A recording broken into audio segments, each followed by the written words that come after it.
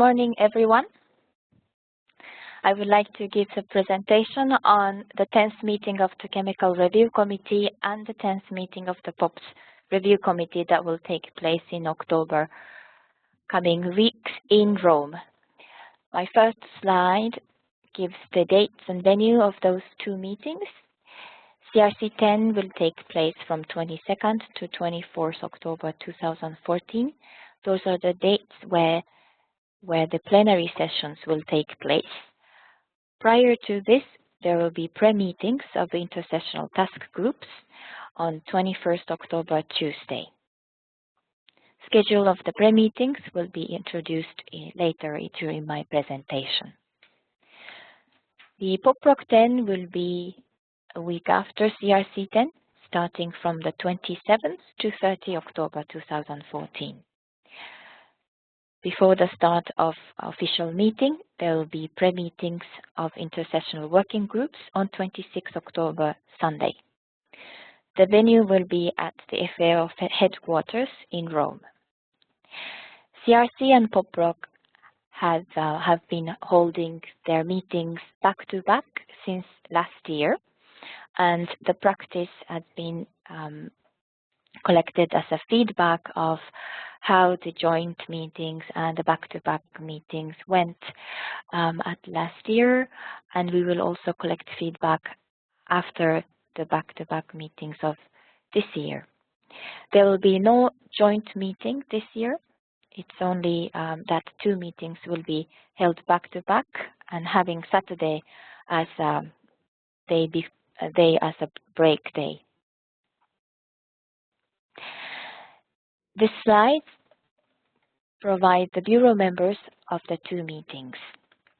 CRC 10 Bureau consists of 5 members. Mr. Jürgen Helbig is the chair of the meeting, as identified at last meeting. The vice chairs are from Zambia, Mr. Boniface Mbewe, Ms. Amal Al-Rashdan from Kuwait, Ms. Magdalena Friedrich from Poland, and Ms. Gilberto Filman from Brazil. Mr. Gilberto Filman from Brazil. POPRC does not have 5 members of Bureau, but it has only 1 chair and vice chair. The chair was identified at last meeting, Mrs. Stefania Moreira from Brazil, and the vice chair, Mr. Azari Abdelbaji from Sudan.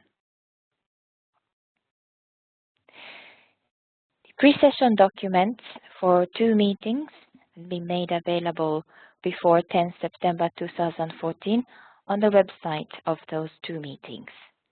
The website is indicated in this slide, so please go and visit this page. It provides not just meeting documents, but all other practical information about the meetings. The invitation and the registration, the letters were sent to CRC members and POPRC members before 2nd July 2014. For observers, including parties, the Secretariat does not send invitation letters, but the information was made available on the website, and the deadline for registration was 29th of August 2014. We can still register additional observers, so please do not hesitate to contact the Secretariat if you wish to participate in those meetings. The organization of work and languages of the 2 meetings are introduced in this slide. The plenary sessions are from 9:30 to 12:30 in the morning and 2 o'clock to 5 o'clock in the afternoon. Contact groups meet as needed, either after the afternoon plenary session or sometimes during the lunchtime. The languages of the 2 meetings are different. CRC 10 is conducted in English only, while the POPs Review Committee meetings are in 6 languages: Arabic, Chinese, English, French, Russian, and Spanish. The documents related to organization of work are posted on the website.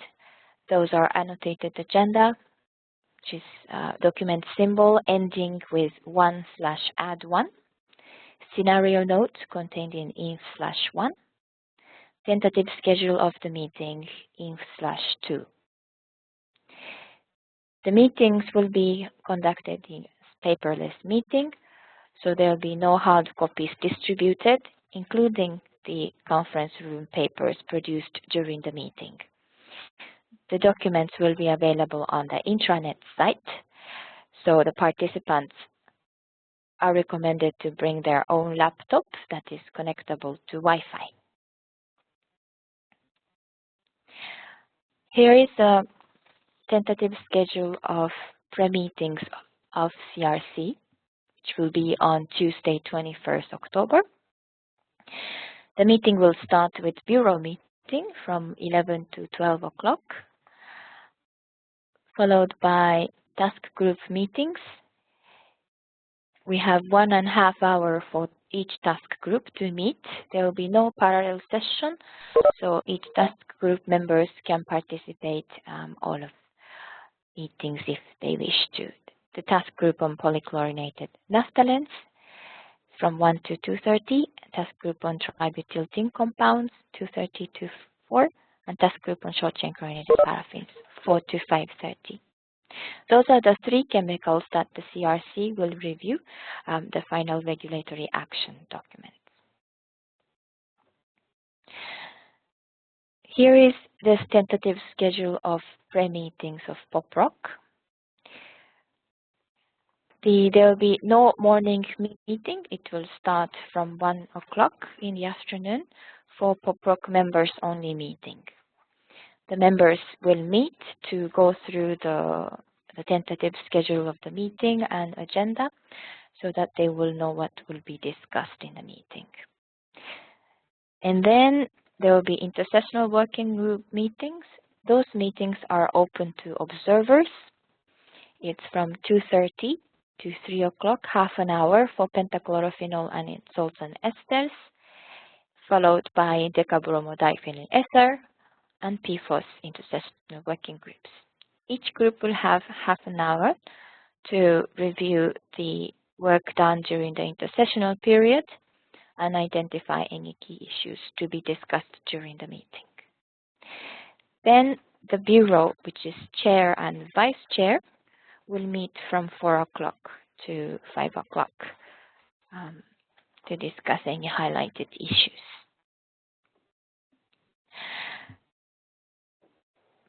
In my next few slides, I will introduce some highlights of each meeting agenda. So at CRC 10, there will be 2 decision guidance documents to be considered. First is on methamidofos.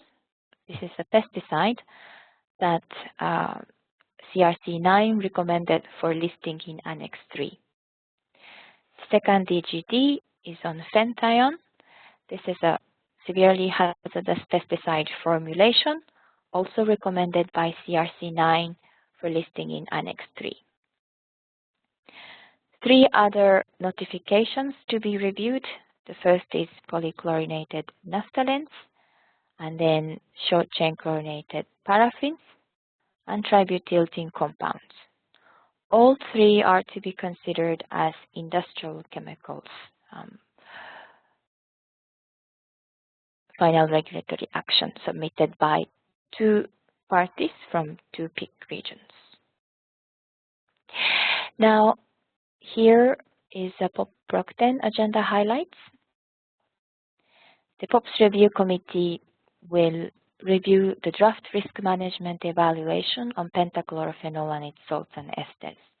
This was prepared by the intersessional working group, and the committee is expected to take decision on whether to adopt the draft risk management evaluation and thereby recommend the listing of this chemical in Annex A, B, or C to the convention. Then the committee will also review draft risk profile on decabromodiphenyl ether. This was also prepared by an intersessional working group based on the information provided by parties and observers. If the committee decides to adopt the draft risk profile and move the chemical forward to the next stage, then the committee will prepare draft risk management evaluation on this chemical during the next intersessional period. The third chemical to be considered is dicofol. The proposal for the inclusion of dicofol in Annexes A, B, and or C to the Convention was already considered at the last meeting. However, the committee was not able to reach an agreement, and there was a draft decision prepared at last meeting with big square brackets around the whole text. This document is annexed to the meeting report of the 9th meeting. This will be the basis for consideration at POPRC 10. The original proposal submitted by EU is also annexed to the meeting document on this agenda item. The fourth point listed here is the evaluation of PFOS, its salts, and PFOS-F, pursuant to paragraphs 5 and 6 of Part 3 of Annex B. The Intersessional Working Group prepared the report on assessment of the evaluation of those chemicals. It was an alternative to those chemicals, and this document, together with the report prepared by the Secretariat, which will be commented by the committee, are going to be transmitted to the Conference of the Parties for their consideration at its 7th meeting.